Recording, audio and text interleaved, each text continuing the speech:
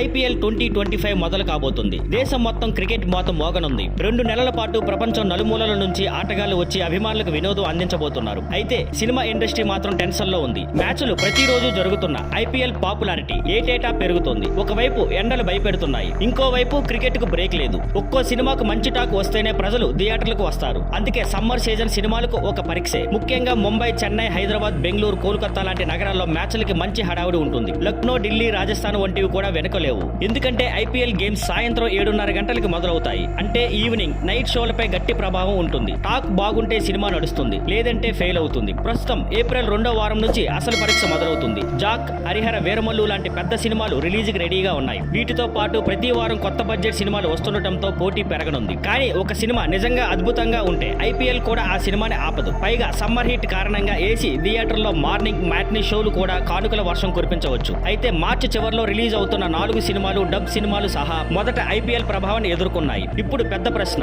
IPL craze ముందు సినిమాలు నిలబడగలవా లేదా క్రికెట్ తుఫానుకు బలవుతాయా? ఇది చూడాలి మరి. Thank you for watching. Please like, share and subscribe.